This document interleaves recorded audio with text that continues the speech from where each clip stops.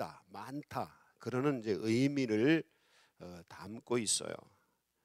그래서 끝없이 용서해라, 그렇게 이제 예수님이 말씀을 하셔요. 그러면서 예수님께서 예화를 하나 말씀하십니다. 그 예화가 뭔가 하면 어떤 사람이 10,000달란트의 빚을 졌어요. 근데 임금에게, 왕에게 10,000달란트의 빚을 졌어요. 그래서 왕이 불렀습니다. 너희 빚 갚아라. 그랬더니 이 10,000달란트 빚진 사람이 예, 다 갚겠습니다. 그렇지만 지금은 갚을 수 없고 앞으로 다 갚겠습니다. 그렇게 얘기를 했어요. 그랬더니 이 왕이 이 10,000달란트 받은 사람을 용서를 해줍니다. 그냥 그럼 나중에 갚아라, 이거 아니에요.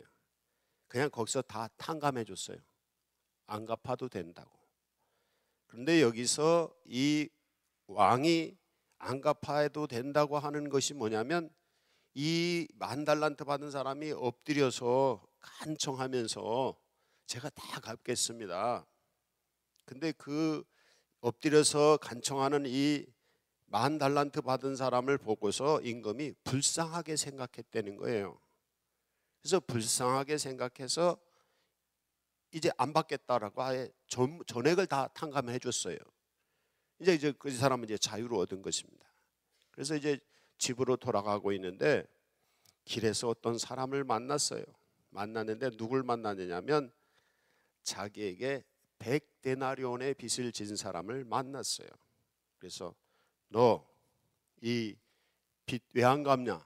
자기가 금방 임금 앞에서 당한 얘기를 자기가 똑같이 그 사람에게 얘기합니다. 그러니까 그 100데나리온 빚진 사람이 엎드려서 내가 다 갚을 테니까 조금만 참아달라고 그렇게 이제 엎드려서 이 10,000달란트 빚 탕감 받은 사람에게 100데나리온 빚진 사람이 이 엎드려서 조금만 참아달라고 이렇게 이제 빌었어요. 근데 이 10,000달란트 받은 탕감함을 받은 사람은 이 100데나리온 빚진 사람을 이 긍휼히 여기지 않았다는 거예요. 그래서 그 사람을 끌고서 경찰에 고발을 했어요. 그리고 옥에 가둬버렸어요. 근데 이게 이제 소문이 났어요. 누구는 왕에게 10,000달란트의 빚을 탕감함을 받았는데 집에 돌아가다가 100데나리온의 빚진 사람을 만나서 그 사람을 옥에 가뒀더라. 그래서 시장에 소문이 났어요. 그래서 이 소문이 누구에게까지 들어갔는가 하면 왕에게까지 들렸습니다. 그래서 왕이 그 10,000달란트 탕감해 줬던 사람을 다시 불러요. 그래서 왕이 하는 얘기가 오늘 여기 32절에서 35절 말씀입니다.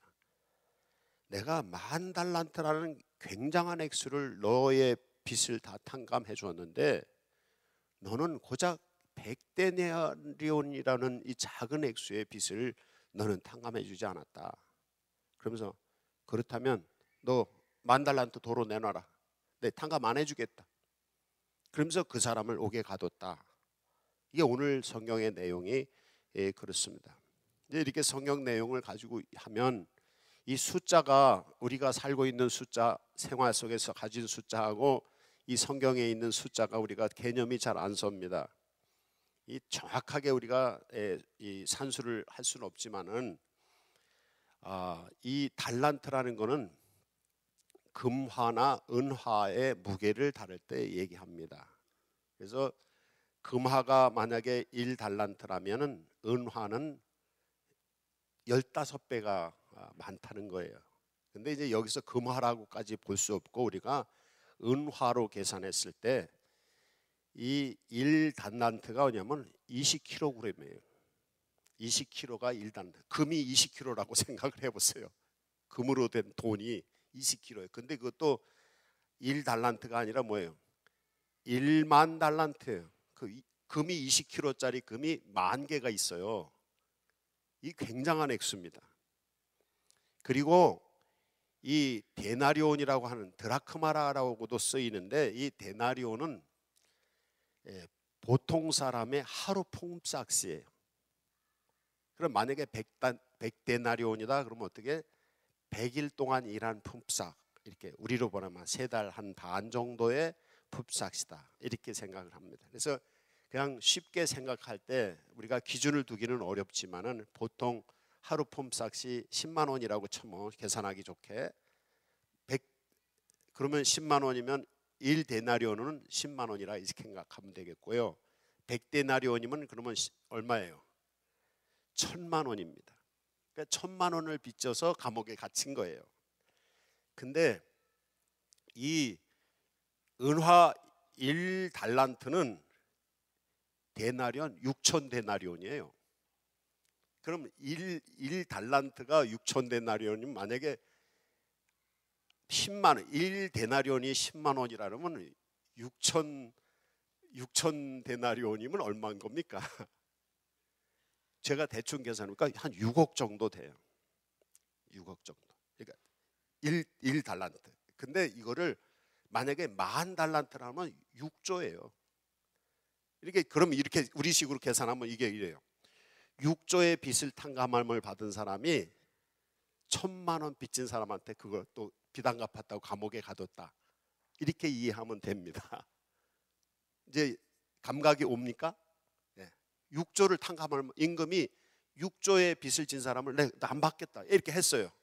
근데 그 6조의 빚을 다 탕감함을 받은 사람이 1,000만 원 빚진 사람한테 너 그거 내놔 안 내는 그것도 갚는다고 했어요. 근데 갔다가 감옥에 가뒀다는 거예요. 이게 너무 이제 천문학적인 숫자잖아요. 6조라는 게. 그래서 이 성경에서 예수님께서 하시고자 하는 얘기는 우리는 이미 하나님께 죄 사함을 받고 용서를 받았다는 거예요. 이 6조라는 말은 뭐 우리가 평생 만져보지도 못할 돈이고 그냥 머릿속으로만 이렇게 상상할 수 있는 돈이잖아요. 그런데 그 수많은 용서를 하나님께 받았다는 거예요. 그래서 하나님께 용서받았으니 어떻게 다른 이웃을 용서하는 일에 한계를 둬서는 안 된다. 끝없이 용서해야 된다. 이런 이제 이 교훈이 있습니다. 그래서 여기서 용서에 대한 개념을 우리가 보게 되는데 성경에서 기독교에서 이 용서라는 개념은 굉장히 개방적이고 수용적입니다. 일반 사람들이 얘기할 때 교회 교인들, 기독교인들 이렇게 얘기할 때는 굉장히 배타적이다 라는 느낌을 많이 가지고 있어요. 기독교인들은 좀 배타적이다. 근데 교회 안에는 이 배타성과 수용성이 같이 들어 있습니다. 이 배타성이라는 것은 어떤 면에서 배타성인가 하면 하나님은 유일하신 하나님이시다 라고 말할 때 하나님 외에는 다른 신은 없다 라고 할 때는 이거 확실하게 굉장히 기독교인은 배타적입니다. 그런데 용서라는 측면에서 대할 때는 기독교는 굉장히 수용적이에요. 개방적이고. 그래서 여기 예수님 말씀이 뭐야? 끝없이 용서 받아주라는 거예요. 용서해 주라는 거예요. 개방적인 것이죠. 그러나 하나님은 유일하신 하나님이시고 그리고 또 이 배타성을 얘기할 때 어떤 면에서 기독교인들이 배타성이 있느냐면 거룩함이에요. 거룩한 하나님이 온전하신 하나님께서 거룩하신 하나님이 거룩하신 것처럼 우리도 거룩하게 살아야 된다. 이 거룩하다는 건 구별돼야 된다는 거예요. 세속적이면 안 된다는 거예요. 이럴 때 배타성을 가지고 있어요. 그래서 이제 성도들 중에 이것이 잘 구분이 되시지 않는 분들은 신앙생활은 무조건 세상과 담을 쌓고 막 배타적으로 살아야만 된다라고 또 착각할 수가 있어요. 근데 하나님이 유일하시다고 말할 때는 우리가 뭐 다른 신은 인정하지 않아요. 불교도 인정하지 않고 이슬람교도 인정하지 않고 뭐 어떤 것도 하나님과 비교할 수 없어요 라고 말할 때는 굉장히 우리는 배타적입니다. 그리고 우리는 하나님의 백성이기 때문에 우리는 거룩하게 살아야 된다. 세상을 쫓아가면 안 된다 라고 말할 때는 굉장히 배타적이고요. 그리고 구원받으려면 오직 예수만 믿어야 된다. 다른 종교를 믿으면 안 된다 라고 할 때는 우리는 굉장히 배타적입니다. 그러나 용서, 끝없이 용서해. 어떤 사람도 다 수용하고 받아줘야 된다고 하는 이런 측면이었을 때는 수용성, 끝없는 수용성과 개방성이 기독교인들에게 있어요. 그래서 이 성도들이 이 구분을 좀 잘 해야 될 것 같아요. 그래서 여러분이 예수님 말씀처럼 주님이 우리를 용서하셨기 때문에 우리가 다른 사람을 끝없이 용서해야 된다. 이제 오늘 기억하십시오. 한 6조 정도 하나님께 우리가 용서를 받았다. 그런 탕감을 받았다. 뭐 숫자로 얘기할 수 없는, 그냥 이제 그만큼 크다는 것을 얘기하는 것이죠. 근데 우리가 뭐 1,000만 원 정도야 누구한테 빚 준 거 내가 탕감해도 괜찮겠다. 예. 하나님 앞에 6조 정도의 빚을 탕감을 받았는데 그거 1,000만 원 가지고 안 된다는 것이죠. 그래서 하나님께 먼저 우리가 용서받았기 때문에 우리는 사람들을 용서해야 된다. 이제 여기서 나오는 중요한 기독교적인 도식이 나옵니다. 이게 이제 오늘 말씀의 중심인데, 하나님께서 우리에게 먼저 은혜를 베풀어 주셨기 때문에, 우리의 죄를 용서해 주셨기 때문에 우리는 다른 사람들을 용서해야 된다. 근데 하나님께서 우리를 용서해 주신 것은 굉장히 큰 거다. 그렇기 때문에 이 세상 살면서 그 어떤 것도 하나님께 용서받은 것과는 비교할 수 없는 아주 작은 것에 불과하다. 그래서 이 세상 살면서 사람들 간에 이루어지는 수많은 우리가 용서해야 될 일들, 이런 것들을 왜 해야 되는가? 바로 하나님께 은혜로 죄사함을 받았기 때문에 우리는 사람들에게 용서를 해야 된다. 이런 이제 도식 명제가 나옵니다. 그래서 성도들이 왜 그렇게 사느냐? 윤리관, 인생관, 가치관. 왜 믿는 성도들은, 그리스도인들은 왜 이렇게 사느냐라고 말할 때, 그 왜 그렇게 사느냐라고 말하는 것에 대한 답이 뭐냐면, 예수님께서 내 죄를 용서해 주셔서 십자가에 달려 죽으셨기 때문에, 십자가 보혈의 피로 나를 죄를 용서해 주시고, 예수 십자가 보혈의 피로 나를 하나님의 백성으로 만들어 주셨기 때문에, 그렇기 때문에 내가 이렇게 한다 하는 게 그리스도인들의 가치관, 인생관, 또 모든 것을 결정할 때 기준이 되는 게 바로 그것입니다. 그래서 보통 얘기할 때 이런 얘기 많이 하잖아. 예수님 때문에. 어떤 그 전에 어떤 교회에서 목회를 할 때 아주 못된 교인이 하나 있었어요. 승깔이 아주 못됐어요. 장로 아들인데 아주 깡패 같고 못돼, 말도 막 험악하게 하고. 회사 다니는데 회사에서 친구들한테 막 못되게 하니까 안 믿는 사람들이, 넌 예수 믿는 사람이 왜 그러냐, 이렇게 자기한테 질문을 한대. 근데 그 사람 하는 답이, 너 내가 예수 안 믿었으면 넌 죽었어. 그랬더래. 그러니까 주님이 나의 죄를 용서해 주시고 주님이 나에게 은혜를 베풀어 주셔서 내가 그래도 내 참는 거지. 네, 그렇게 이제 얘기를 한다는 얘기를 들었어요. 그러니까 우리가 모든 것의 기준이 되는 게 뭐예요? 예수님이 내 죄를 용서해 주셨어. 이거 믿으시죠? 예수님이 십자가 보혈의 피로 내 죄를 용서해 주셨어.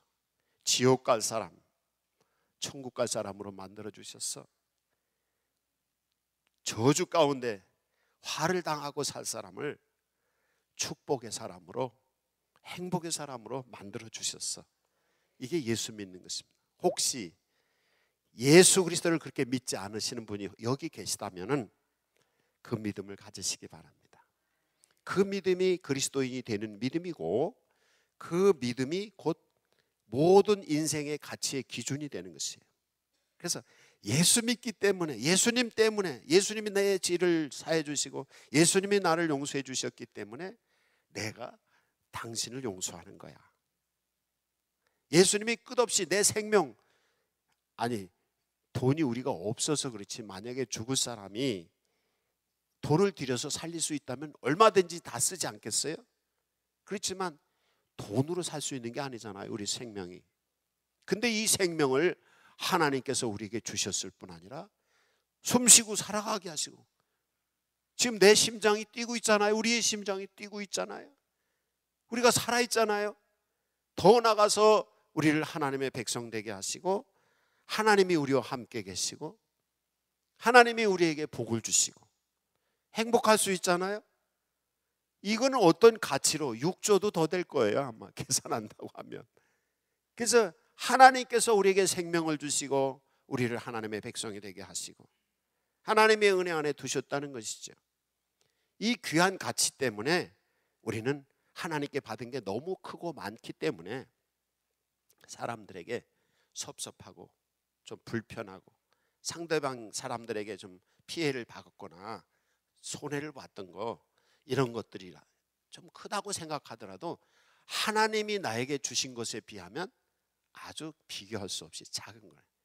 6조 대 1,000만 원 정도 차이밖에 안 된다는 거예요, 예수님 표현은. 이제 여러분이 사시면서 사람들에게 좀 섭섭한 거 있으면 그 사람 용서하고 수용하고 받아주시기 바랍니다. 그리고 사람들과 좀 기분 나쁜 거 있으면 그거 용서하고 받아주세요. 그럴 때 뭐가 시작이 되느냐 하면 행복이 시작이 됩니다. 행복의 시작은 뭐냐면 사람들을 용서할 때 행복해지기 시작해요. 하나님께서 우리를 용서해 주셨어요. 그래서 용서해 주신 것을 믿을 때 우리가 행복이 시작이 되고, 그리고 그 주님이 나를 용서해 주셨기 때문에 나도 용서한다고 할 때 어떻게? 그때 행복한 삶이 완성이 됩니다. 그래서 예수님이 나를 용서해 주셨다 믿으십시오. 그럼 행복이 시작이 되는 거고, 그럼 행복한 인생이 시작이 되는 거예요. 그리고 주님이 나를 용서해 주셨기 때문에 나도 다른 사람들을 용서해야지. 그래서 섭섭한 거 있으면 다른 사람들을 용서해 줘요. 그럴 때 어떻게? 행복한 인생, 행복이 완성이 되는 것입니다. 이제 행복의 시작은 하나님이 나를 죄를 용서해 주셨다고 믿을 때 행복이 시작이 되고요. 내 영혼이 행복해지고, 그래서 그 탕감함을 받으니까 기뻐서 나도 다른 사람들을 탕감해 주고 용서해 주는 거예요. 그럴 때 내가 행복한 삶이 만들어져서 행복한 삶이 완성이 되는 것입니다. 이 은혜가 임하기를 원합니다. 그래서 우리 교회 올해 표어가 뭐라고요? 여기 보시고 한번 크게 한번 읽어보세요. 시작.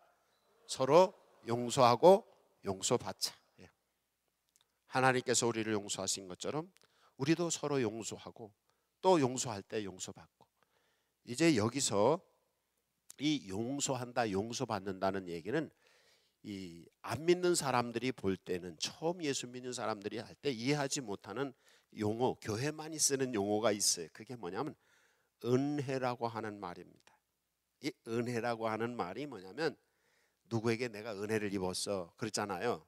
이 은혜라는 말이 뭐냐면 대가 없이 무엇을 받은 거예요, 은혜가.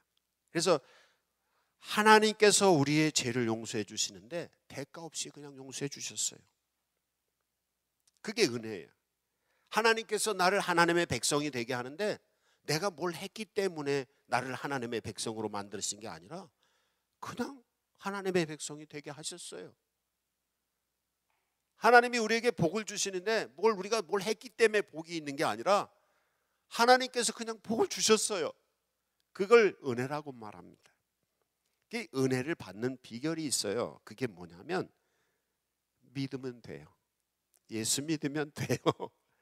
그러니까 뭘 우리가 했기 때문에 그리스도인이 되고 뭘 했기 때문에 우리가 천국에 가고 이런 게 아니라 하나님께서 십자가 보혈의 피를 흘리시면서, 십자가 보혈의 피로 예수께서 십자가에 달리시면서 우리의 죄를 용서한다고, 그러니 예수 믿으라고. 그래서 그 말씀 믿었어요. 그랬더니 주님이 우리를 죄를 용서해 주신 거예요. 이제 여러분이 이 은혜를 받으시기 바랍니다. 그래서 믿는 거예요, 믿는 거. 근데 그냥 믿는 게 아니고 어떤 거냐면, 은혜를 받으려면 어떻게 되냐면, 오늘 여기 성경에도 보면 이 10,000달란트 빚진 사람이 왕 앞에 가서 엎드려서 절하면서 내가 꼭 갚을 테니까 좀 참아달라고 그러잖아요. 이게 뭐냐면 그때 왕이 이 10,000달란트 빚진 사람을 쳐다보면서 불쌍하게 생각을 했다는 거예요. 동정심. 이게 뭐냐면 긍휼이에요. 그래서 하나님께 은혜를 받으려면 뭐가 필요하냐면 하나님이 우리를 불쌍하게 생각을 하셔야 돼요. 이게. 그래서 성경에 보면 교만한 사람은 은혜를 받을 수 없다는 거예요. 교만한 사람은 하나님이 대적하시고 교만한 사람은 하나님께서 멀리 하신다는 거예요. 베드로전서 5장 5절이나 야고보서 4장 6절에서 그런 말씀이 있어요. 그러니까 교만한 사람 하나님이 멀리 하시니까 어떻게 대적하시니까 은혜를 받을 수 없다는 얘기죠. 그래서 은혜를 받으려면 믿음을 가지고 주님 앞에 주님이 내게 은혜 베풀어 주시고 십자가 보혈의 피로 은혜 베풀어 주시고 믿음을 가지고 하나님이 온 천지 만물을 창조하시고 나를 창조하시고 이 인생을 움직이신다는 사실을 믿는 거예요. 그 믿음을 갖는 사람들에게 주님이 하나님의 백성 되게 하시고 복을 주시고 하나님께서 모든 것을 이루어 주신다는 것이죠. 이 믿음 가지시기 바랍니다. 근데 그 믿음을 갖는 사람이 어떻게 하나님이 긍휼을 베푸실 수 있도록 불쌍하게 생각할 수 있도록 해야 된다는 거예요. 그러니까 하나님이 우리를 불쌍하게 생각하게 하려면 어떻게 우리가 겸손해야 돼요. 겸손해야 돼요. 그래서 겸손하게 엎드려, 여기 보면 엎드려서 겸손하게 엎드려서 내가 잘못했습니다. 회개하는 거예요. 그러니까 은혜 받으려면 또 회개를 해야 됩니다. 그래서 은혜 받으려면 믿음이 있어야 되고 겸손해야 되고 회개를 해야 된다는 것이죠. 그래서 하나님, 나는 죄인입니다. 나는 죄인이오니 나를 용서해 주십시오. 나를 불쌍히 여겨 주셔서 이 죄를 용서해 주십시오. 그런 사람에게 하나님이 은혜를 베풀어 주신다는 것이죠. 자기가 잘났다고 큰 소리 치면 은혜 받을까요? 못 받을까요? 못 받는 거예요. 보통 우리 성도들이 교회에 오래 다닌 분들하고 처음 온 분들하고 이게 차이가 있어요. 저도 교회에 처음 나갔을 때는 창피해가지고 이렇게 해서 머리도 못 들고 앉아 있었어요. 교회를 오래 다니면 그냥 큰 소리 치고 이런단 말이지. 이 큰 소리 칠 때 은혜를 못 받아요. 우리 성도들이 잘 아셔야 돼요. 뭐 장로 됐다면 큰 소리 치고 막 권사 됐다면 뭐 이러고 다니고 집사가 뭐 이때부터 은혜 못 받는 거예요. 왜? 하나님은 겸손하게 자기 죄를 고백하면서 주님, 내 죄를 용서해 주십시오. 나는 무능한 자입니다. 하나님이 나를 불쌍히 여겨 주셔야만이, 하나님이 은혜 주셔야만이 난 살 수 있습니다. 왜? 이 인생 모든 우주 만물을 역사를 움직이는 것은 하나님에 의해서 이루어지는 것이기 때문에 내가 할 수 있는, 내가 하는 것 같지만 내가 할 수 있는 건 아무것도 없어요. 사실은 내가 열심히 해도, 어떤 사람은 열심히 해도 안 되는 사람 있죠. 그죠? 어떤 사람은 열심히 사는데도 안 되는 사람이 있고 어떤 사람은 열심히 안 사는데도 잘 되는 사람이 있어요. 이거 불공평하다고 보통 얘기하죠. 근데 그게 무언가 하면 하나님의 은혜예요. 이게 삶의 빛이, 삶의 지혜입니다. 그래서 하나님의 은혜 안에 있어서 하나님이 은혜 주시기를 바라고 하나님의 은혜 안에서 겸손히, 그리고 하나님께서 인도하심을 따라서 믿음으로, 그리고 자기의 잘못된 것을 고쳐가면서 회개하면서, 그래서 자기가 죽어지고 주님을 인정하고 나를 부정하고 주님이 인도하시는 게 말씀대로 믿고 순종하고 갈 때, 그때 하나님께서 은혜를 베풀어 주세요. 이게 그리스도인의 삶이고 하나님의 은총이, 축복이 머무르는 삶인 것입니다. 여러분의 이 은총이 임하기를 원합니다. 바로 여기 40달란트 탕감함을 받았다는 것은 이 사람은 자기가 잘못된 걸 알았어요. 그래서 좀 참아달라고, 내 다 갚겠다고, 그래서 엎드려서 겸손하게, 그래서 주인에게, 이 왕에게 나를 불쌍히 여겨달라고 그 긍휼함을 구했어요. 그랬더니 주인이 불쌍하게 생각해서 그래, 나 그거 다 안 받을게, 이렇게 됐던 것이죠. 근데 그때뿐이어서 돌아서서 오면서 자기보다 자기 조그만 빚진 거 그거 가지고 그냥 막 그래서 옥에 가둬버렸어요. 겸손함과 회개함과 믿음과 이런 것이 순식간에 이 사람은 다 없어졌어요. 이 100데나리온 빚진 사람을 보는 순간 그게 다시 제자리로 돌아가 버린 것입니다. 예, 우리 삶의 지혜입니다. 이런 이제 여기서 또 나오는 새로운 도식이 있어요. 그게 뭐냐면 하나님께 은혜 받은 사람, 이 은혜 받은 사람은 하나님이 왜 은혜를 주시는가? 하나님은 우리에게 용서를 해주셨는데, 탕감함을 주셨는데 왜 탕감함을 주셨는가 하는 새로운 이제 명제가 나옵니다. 그게 뭐냐면 사명입니다. 하나님께서 여기 10,000달란트의 빚을 탕감한 사람에게 왜 10,000달란트의 빚을 탕감해 줬는가 하면, 너가 그 100대 내려온 빚진 사람도 용서해 줘, 탕감해 줘라. 내가 너를 이걸 탕감해 준 이유는 이 사람을 탕감해 주라고 이걸 탕감해 준 거예요. 다시 말하면 하나님께서 우리를 죄를 용서해 주신 것은 다른 사람의 죄도 용서해 주라고, 이 다른 사람의 죄를 용서하는 것은 사명입니다. 내가 용서함 받은 것은 은혜입니다. 하나님께서 값없이 내 죄를 용서해 주신 것이고, 내가 다른 사람들도 용서할 수 있도록 나에게 용서를, 은혜를 주신 거예요. 그래서 여러분 혹시 은혜 받았다 그러시면은 다른 사람에게도 그렇게 하셔야 됩니다. 내가 받은 것처럼. 그래서 이제 마태복음 10장 8절에서 예수님이 제자들을 전도하라고 보내시면서 하는 말씀 중에 하는 말씀이 이게 있어요. 뭐 병을 고쳐주고 뭐 하고 하면서 하는 말씀이, 거저 받았으니 거저 줘라. 이게 그리스도인의 삶의 윤리관의 도식입니다. 주님께서 내게 은혜를 베풀어 주셔서 거저 주셨어요. 내게 능력을 주시고 내게 권능을 주셨어요. 내게 복을 주셨어요. 그 받은 걸 가지고 사명을 감당하도록. 사명이 뭐예요? 인생은 하나님의 청직이라, 하나님이 맡겨주신 내 일이에요.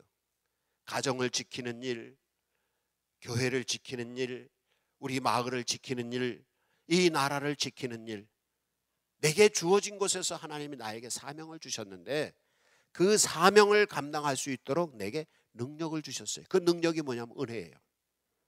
그래서 하나님께 받은 은혜를 주신 이유는 청지기 사명을 감당하도록 주셨다.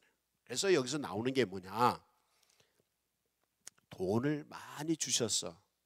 그런 사람은 어떻게 그 돈을 가지고 가족들을 잘 돌보고 이웃을 잘 돌보고 나라를 위해서, 교회를 위해서 돈 많은 주신, 복을 많이 주셔, 은혜로 복을 많이 주셨다는 그걸 가지고 잘 섬기는 거예요. 지금 우리나라가 살기 어려운 나라가 된 이유는 뭐예요? 재벌들이 돈을 많이 가지고 있는데 자기만 가지고 있고 자기만 잘 먹고 잘 살아요. 그래서 어려운 거예요. 그건 은혜예요. 그 사람들은 뭐 그 사람들이라고 뭐 특별해요?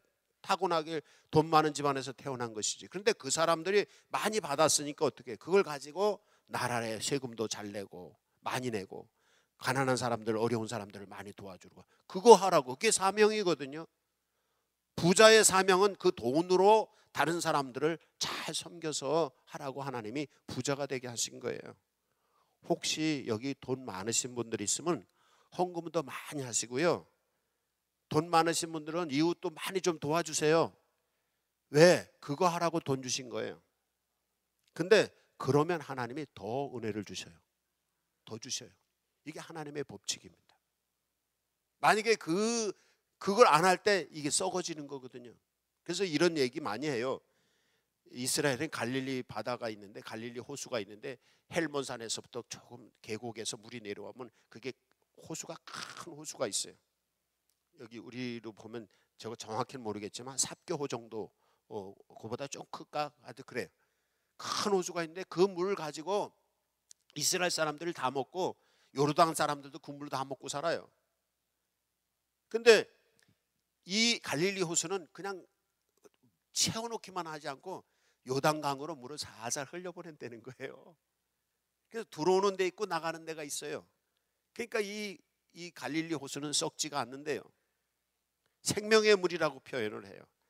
그런데 이스라엘은 호수가 또 하나 있는데 사해라고 하는 호수가 있는데 거기는 일반 호수인데 바다보다도 더 짜요. 왜 그런가 하면 거기가 바다 높이보다 해저 400m나 낮대요.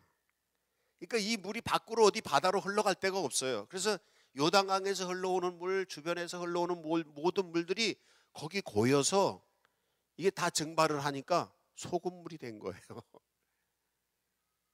그래서 이 나오는 교훈을 보통 예화를 많이 쓰는데, 그게 갈릴리 호수는 들어오는 게 있고 나가는 게 있기 때문에 생명의 호수가 되었고, 사해는 나가는 건 없고 들어오기만 해가지고 완전히 짠물이 돼버려가지고 생명이 살 수 없는 죽음의 호수라 그래서 사해라고 표현을 한다는 거예요. 돈도 그렇습니다. 우리에게 돈이 들어오면 그것만 끌어안고 있는 거는 사명을 감당하지 않고 그냥 은혜만 받고 있는 거예요. 그럼 썩어요. 그러나 들어왔어요. 들어온 것만큼 내보내요. 남을 도와주고 교회들을 섬기고 나라를 위해서 이웃을 위해서 섬기고, 그럴 때 어떻게 생명의 사람이 되는 것이에요. 이게 그리스도인의 삶이에요. 그래서 받는 거는 은혜고 주는 거는 사명이다. 이게 그리스도인의 삶이고 윤리가 아니에요. 왜?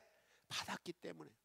이제 우리 말 중에 이 성경 말씀을 잘 대변하는 말이 있는데, 우리 말 중에 옛말 중에 무슨 일이 잘 되면 어른들이 너 수지 맞았다 이런 표현을 많이 쓰잖아요. 이 수지 맞았다는 건 수입과 지출이 딱 맞았다 그런 뜻이에요.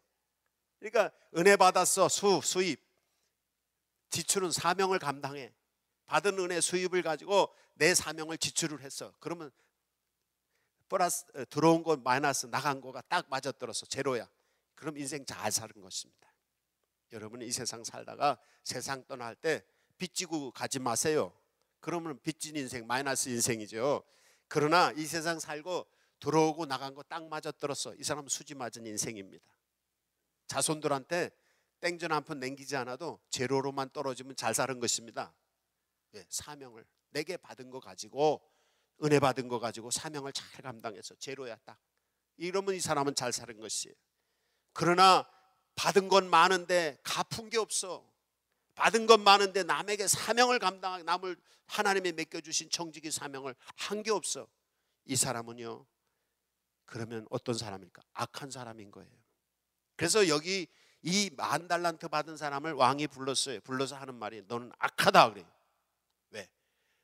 10,000달란트라고 하는 죄를, 은혜를 줘서 용서를 해줬는데 너는 받은 거는 그 수많은 걸 받았으면서 줄 때 100데나리온도 안 줬다는 거예요. 그래서 악하다는 거예요.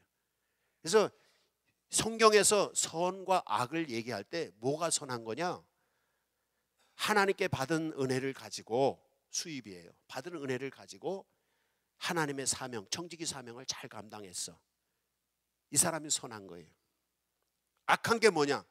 하나님의 은혜를 받았어. 받았는데 사명을 감당하지 않아. 이게 악한 거예요. 이게 성경의 기준입니다. 그래서 하늘나라 가서 하나님이 상급을 주신다. 어떤 사람에게 상급을 주세요? 선한 사람에게 상급을 주시는 거죠. 어떻게? 받은 은혜만큼 사명을 감당하는 거예요. 하나님께서 우리에게 건강을 수입으로 주셨어. 건강하게 주셨어. 그럼 이 몸으로 교회를 섬기고, 몸으로 가족을 섬기고, 몸으로 이웃을 섬기는 거예요. 나만 잘 먹고 잘 산다. 이거 악한 사람이에요. 얼굴이 이쁘다. 이쁜 얼굴 가지고 하나님께 영광의 찬송을 들려야 돼요. 얼굴 이쁘신 분들은 이쁜 얼굴 가지고 전도를 하세요. 그러면 인상이 좋기 때문에 사람들이 그 말을 잘 들어요. 얼굴 이쁘신 분들이 전도를 한번 하러 나가보세요. 그러면 물론 얼굴이 이쁘지 않아도 전도 잘 할 수 있어요. 근데 이왕이면 사람들이 인상 좋고 그런 사람들 호기심이 있단 말이에요. 이렇게. 그러니까 내게 건강을 주셨다. 건강 있으면 건강한 몸 가지고 교회도 봉사하고 가족들을 위해서 일하고 이렇게 돼야 돼요. 그거 안 하면 악한 사람이에요. 하나님께 은혜 받았어요. 물질로 은혜 받았으면 물질로 하나님을 위해서, 이웃을 위해서, 나라를 위해서, 가정을 위해서, 가족들을 위해서. 건강을 주셨으면 건강한 걸 가지고 나라를 위해서, 이웃을 위해서, 교회를 위해서. 돈을 많이 주셨으면 돈을 가지고 그렇게 하면 되는 것이고요. 공부를 많이 해서 지식이 많아요. 그럼 그 지식을 가지고 나라를 위해서, 이웃을 위해서, 가족들을 위해서, 교회를 위해서 사용하는 거거든요. 그래서 뭔가를 가지고 있다. 그것은 은혜를 받은 것입니다.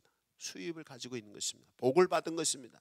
그럼 그 가진 거를 나 잘 먹고 잘 살고, 아니에요. 많이 가졌고 잘 먹고 잘 산다. 이 사람 악한 사람이에요. 많이 가졌다. 그럼 그걸 가지고 하나님 교회를 섬기고, 이웃을 섬기고, 가족도 잘 섬기고, 나라를 위해서도 이 가진 걸 가지고 헌신하고 사명을 감당한다면 그 사람은 선한 사람인 거예요. 이게 성경적인 가치관입니다. 우리가 이거를 잘 알지 못하기 때문에 기독교인들이 잘못 살 수 있고, 이게 우리가 이 기독교 문화가 정착이 돼야 돼요. 기독교 정신이 정착이 돼야지. 그래서 어떻게 해요? 사회가 변화되는 거예요. 이 기독교 사회들이, 기독교 국가들이, 역사가 깊은 기독교 국가들을 가보면 이게 자기도 모르는 사이에 모든 국민 속에 사상이, 정신이 그렇게 박혀 있어요. 문화가, 삶이. 근데 우리나라가 이게 잘 안 돼 있어요. 지금 이제 우리 교회부터 이제 출발하십시다. 이제 하나님께 은혜 받으십시다. 예수 믿으심을 통해서 겸손하게 주님의 긍휼하심을 위해서 믿음으로, 주님이 은혜 주셔서 너는 하나님의 백성이야, 너는 천국의 백성이야, 내가 너를 복되고 복되게 할 거야, 내가 너에게 주어줬어. 그럼 주신 거 이거 가지고 사명을 감당하세요. 아니면 아무것도 없으시다, 특히 어린 학생들이나 젊은이들은 아무것도 없어요. 여러분을 행복해지는 비결이 있어요. 뭐냐면 사명을 찾으셔야 돼요. 하나님께서 나를 왜 인생에 이렇게 보내셨는가? 그 사명을 감당하게 하기 위해서 나를 보내셨거든요. 그럼 그 사명을 인생의 목표로 가지고 있을 때 그걸 위한 준비 채워주시는 게 그게 은혜입니다. 그래서 그 믿음이 필요해요. 미래에 대한 비전, 내가 아무것도 없다, 이 비전이 필요합니다. 저는 어릴 때 가정이 좀 넉넉지 못했어요. 고등학교를, 인문계를 가고 싶었어요, 내 마음속에. 근데 이 가정 형편이 안 돼서 공고를 갔어요. 공고 가서 뭐 공부 좀 했어요. 그렇지만 뭐 빤하잖아요, 길이. 근데 70년대, 제가 74년도 고등학교를 졸업했는데 취직을 못하는 거예요. 요즘도 젊은이들이 취직이 안 되잖아요. 취직을 못하는 거예요. 그래서 제가 막노동하러도 다니고 막 그랬어요. 근데 막노동을 한 4년을 했어요. 4년 동안 공장도 다니고 막 한 직업을 한 20가지 바꿨어요. 공장에도 다니고 뭐 별 일을 다 해봤어. 그때 리아카 장사도 해봤어, 길거리에서. 근데 그때 그런 막일을 하면서도 저는 그때 믿음을 가지고 있었어요. 막일을 하면서도 저는 미래에 대한 믿음, 내 인생의 미래에 대한 믿음을 잃지 않았어요. 비전을 가지고 있었어요. 내가, 하나님께서 내게 주신 일이 있을 거다, 이 비전을 가지고 있었어요. 이것이 뭐냐면 제 인생을 극복해 나가는 힘이었어요. 이 그리스도인의 믿음은 바로 그것입니다. 그때 뭐 제가 공부를 많이 한 것도 아니고 돈이 있었던 거 아무것도 없었지만은 믿음이 있었어요. 하나님께서 나를 들어쓰실 거다, 목사로. 그래서 그 비전을 가지고 계속 막노동하면서도 공부했어요. 도서관 가서 공장 다니면서도 책 사다 읽었어요. 그때 20대 때 공부한 게 제 평생토록 공부한 것의 반은 다 했어요. 책을 본 것 중에, 평생 본 책 중에 반은 20대 때 다 읽었어요. 10여 년 동안. 그러니까 그때는 아무것도 없어요. 그러니까 어떤 때는 그때 당시 일하러 가면 일자리가 없어서 새벽 6시에 출근했는데 일자리가 없어서 돌아와. 요새 저기 일용직 하는 거하고 똑같아요. 일용직 하면 용역해서 가면 기다리다가 일자리 없으면 집에 돌아오잖아요. 그런 것처럼 막노동 하러 가면 실컷 일하러 도시락 싸가지고 다 갔는데 일자리가 없어요. 그래서 집에 터덜터덜 돌아왔는데 집에 와서 놀고 있을 수 없잖아요. 도서관 갔어요. 그냥 도시락 들고 도서관 가서, 책도 없으니까 도서관에 책 해가, 시립도서관에 묵은 책들 가지고 읽고 그랬어요. 거기서 그게 밑거름, 비전이 중요한 게, 믿음이 중요한 게, 하나님은 우리에게 사명을 주셔요. 사명에 대한 확신을 가지고 비전을 가지고 있는 사람은 은혜를 주십니다. 아무것도 없이 제가 대학 들어가서 대학 공부하고요, 대학만 공부한 게 아니라 대학원 석사 박사 다 했어요. 아무것도 없이. 이게 뭐야? 믿음이었어요. 근데 내 사명에 대한 믿음, 목사로서 정말 하나님이 주신 사명을 감당해야 되는 믿음이 있었더니 은혜도 와요. 그러니까 은혜 받는 비결은 그래요. 가지고 있어도, 은혜 받아도 비전이 없는 사람은 가진 거 어떻게 써먹어야 될지 모르잖아요. 그 전에 어떤 고등학교 졸업할 때마다 학생들이 항상 문제, 대학 갈 때 무슨 과를 어디를 가야 되죠? 뭐 이렇게 고민하는 학생들을 많이 봤어요. 왜? 공부는 잘해요. 어떤 학생은 공부 잘했어요. 서울대도 갈 수 있고 연대 뭐 의대도 갈 수 있대. 근데 어디로 가야 될지 모르는 거예요. 왜? 사명이 없어. 비전이 없어. 이게 문제인 거예요. 하나님이 우리 인생을 탄생하게, 이 세상에 태어나게 했을 때 나라를 위해서, 가정을 위해서, 교회를 위해서, 인류를 위해서 뭘 쓰시기 위해서 우리를 만드신 거란 말이에요. 그게 뭐냐? 내가 해야 될 일이 뭐냐, 그걸 어릴 때부터 딱 붙잡고 있는 사람은 그거를 위해서 하나님이 은혜를 주신다는 거예요. 그게 능력이에요. 그래서 그 비전을 이 어릴 때 잡는 게 중요해요. 지금 우리나라가 요즘 뭐 포기를 많이 했다, 뭐 3퍼니, 5퍼니, 7퍼니, 9퍼니 이런 말이 유행해. 포기하지 마세요. 없어서 포기하지 마시고, 없어도 하나님이 주신 사명을 붙잡으세요. 그 사명을 가지고 있으면 하나님이 은혜를 주세요. 이게 하나님이 복을 받는 비결이고, 또 복을 받았어도 이 사명을 위해서 가진 것을 사용할 때 진짜 선한 사람, 하늘나라에서 상급받는 정말 잘 사는 인생이 될 수 있는 것입니다. 바로 여기 10,000달란트의 탕감함을 받은 사람은 굉장한 걸 받았지만 이걸 다 그냥 무효화시키고 말았잖아요. 만약에 10,000달란트 받은 사람이 100단 내놓으니까 1,000만 원, 6조의 빚을 탕감함 받은 사람이 1,000만 원만 용서해 줬으면 그건 다 그냥 6조 다 탕감함 받는 거잖아요. 이게 그런 거예요. 이제 여러분이 하나님의 주신 사명을 가지세요. 사명은 하나님 나라를 위해서, 교회를 위해서, 이웃을 위해서, 가족들을 위해서, 나라를 위해서 여러분이 가지고 있는 모든 것을 사용하는 것입니다. 그냥 잘 먹고 잘 살고 편하려고만 하지 마세요. 편하려고만 하는 분은 악한 분입니다. 성경적으로 편하려고 하는 분은 악한 분입니다. 성경에서 자기만 잘 먹고 잘 살고 편한 사람은 성경은 악하다고 말해요. 그러나 하나님이 주신 은혜를 사명을 위해서 쓰는 사람을 선하다고 말해요. 그 사람이 하늘에서 상급이 있는 것입니다. 이 은혜가 여기 있는 우리 모두에게 임하기를 원합니다. 각자 응답의 기도를 해보십시오. 이렇게 하면 좋겠어요. 가슴에 이렇게 손 얹으시고요, 큰 소리로 하지 마시고 그냥 입술을 움직여서 해보세요.